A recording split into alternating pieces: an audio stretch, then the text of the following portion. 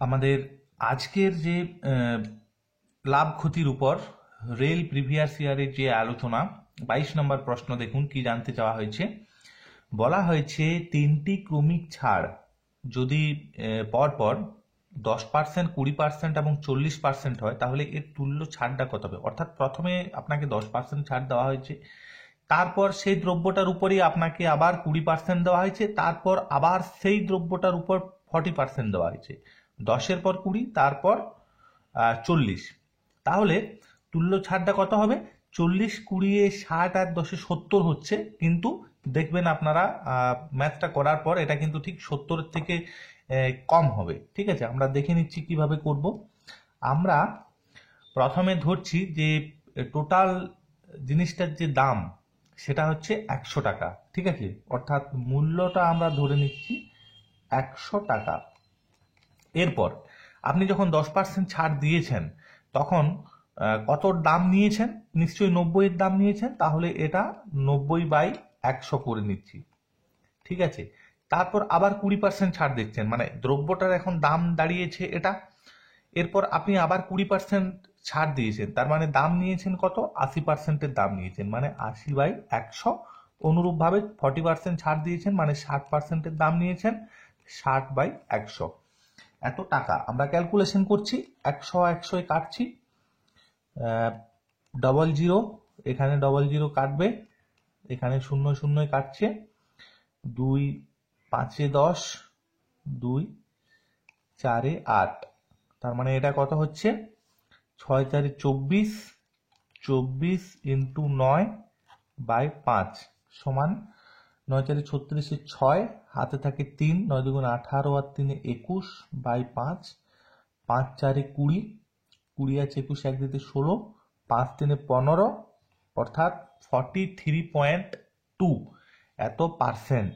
এখন জিনিসটার এটা কিন্তু মূল্য, নট ছাড়, এটা হচ্ছে জিনিসটার এখন মূল্য দাঁড়িয়েছে কত? 43.2%।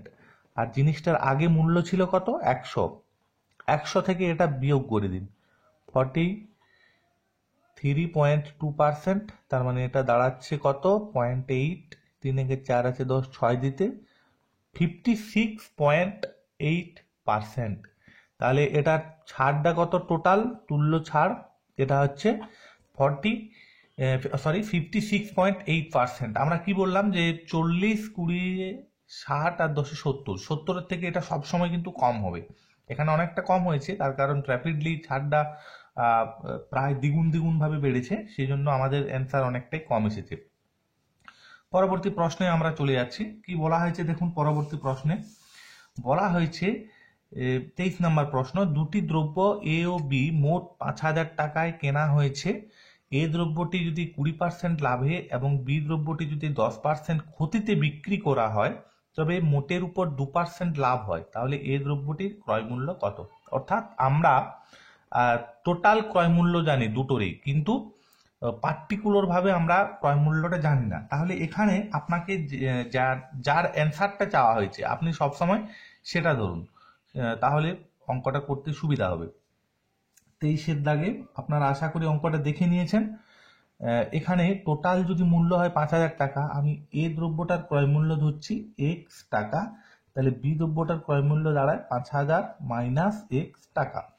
ঠিক আছে, মোটের উপর আপনার কি হচ্ছে? 2% লাভ হচ্ছে।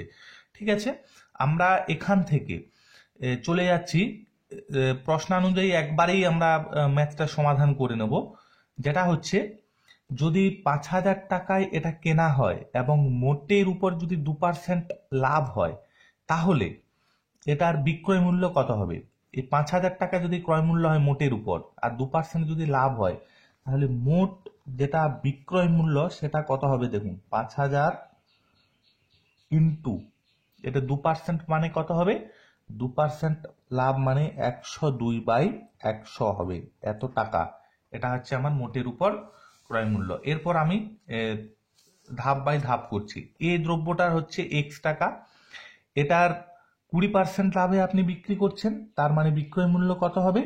বিক্রয় মূল্য হচ্ছে x ইন্টু 120/100, এত টাকা, প্লাস বি দ্রব্যটা হচ্ছে 5,000 মাইনাস x ইন্টু ইন্টু কত হবে, আমি বি দ্রব্যটাতে আপনারা দেখে নিয়েছেন যে 10% ক্ষতি হচ্ছে, বি দ্রব্যটাতে আরেকবার দেখে নিন, বি দ্রব্যটাতে এটাতে 20% লাভ, বিটাতে 10% ক্ষতি, তাহলে এখানে 10% ক্ষতি মানে আপনি 90 হয়ে যাবে, 90/100, ঠিক আছে, সমান এখানে লিখছি 5000 ইন্টু 102/100।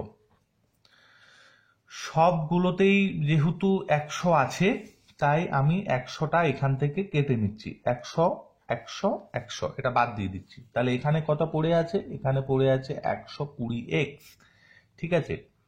এখানে কত হবে, 9 5 45, 45-এর গায়ে এখানে একটা শূন্য, তারপর আবার 3টে শূন্য, -90x ইন্টু এটা কত হচ্ছে 5000, এটা গুণ করতে পারেন আপনি, 5 2 10, 5 1 5, 510 হচ্ছে, তার গায়ে একটা দুটা 3টে শূন্য, বিয়োগ করুন, 90 থেকে এটা যদি বিয়োগ করা হয় তাহলে হচ্ছে 30x, আর এটা যদি এদিকে যায় নিশ্চয়ই মাইনাস হবে, এখানে 4টা শূন্য আছে, এখানেও 4টে শূন্য আছে, 1 2 3 4, 5 আসে 11, 6 দিতে হাতে থাকে 1, 4 5, 5 5 0, অর্থাৎ 60,000 হচ্ছে এটা। তাহলে এখান থেকে এক্স এর মান কত দাঁড়াচ্ছে, এক্স এর মান হচ্ছে, এটা 0 0 কাটুন, 3 2 6, এক্স এর মান দাঁড়াচ্ছে কত, 2000 টাকা। অর্থাৎ যে অ্যান্সারটা আপনাদের কাছে চেয়েছিল যে এই দ্রব্যটির ক্রয় মূল্য কত, এই দ্রব্যটির ক্রয় মূল্য হচ্ছে 2000 টাকা। 24-এর দাগের প্রশ্নটা দেখে নিন ফটাফট। একজন দোকানদার ধার্য মূল্যের উপর 10% ছাড় দিয়ে 20% লাভ করে, ধার্য মূল্য যদি 280 টাকা হয় তাহলে প্রকৃত মূল্য কত হবে, এটাও গ্রুপ ডি 2012 এক্সামে এসেছে, ঠিক আছে। এখান থেকে আমরা চলে যাচ্ছি 24 নাম্বার প্রশ্নে চলে যাব।